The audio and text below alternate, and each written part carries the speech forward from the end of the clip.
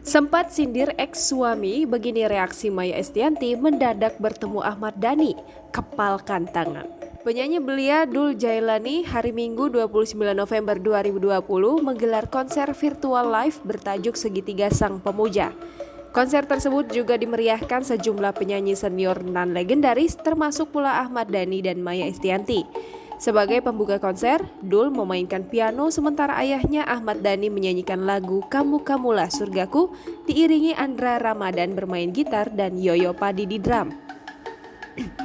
Namun siapa sangka di balik meriahnya konser Dul Jailani ini, ada sebuah hal tak terduga yang terjadi di antara Maia Estianty dan Ahmad Dhani di balik panggung.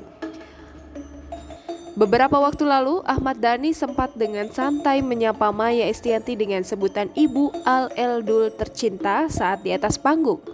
Nah, kali ini keduanya terlihat juga saling sapa di belakang panggung. Banyak yang mengira kalau keduanya akan menjadi canggung jika bertemu. Namun interaksi ini justru berkata lain. Hal itu terekam saat keduanya hadir pada konser Dul Jailani beberapa waktu lalu. Baik Ahmad Dhani dan Maia Estianty sama-sama mengisi acara konser anak mereka dan membuat mereka saling bertemu. Saat Ahmad Dhani sedang berada di atas panggung, Maia Estianty nampak duduk di pinggir panggung sambil menonton. Begitu selesai, Ahmad Dhani berjalan ke arah di mana Maia Estianty duduk.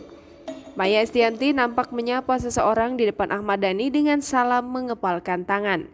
Ia pun turut menyapa mantan suaminya dengan kepalan tangan, namun tanpa melihat wajahnya. Seolah tak ambil pusing setelah menyapa mantan istrinya, Ahmad Dhani juga langsung pergi sambil melepas jaket. Sebelumnya, Maia Estianty sempat menyindir mantan suaminya itu. Kala itu, Maia mengobrol dengan Raffi dan Nagita Slavina saat konsernya. Maia Estianty pun memberikan pesan kepada mereka berdua, namun ujung-ujungnya cukup mengejutkan. Namun ia segera minggir saat Nagita Slavina memberi kode.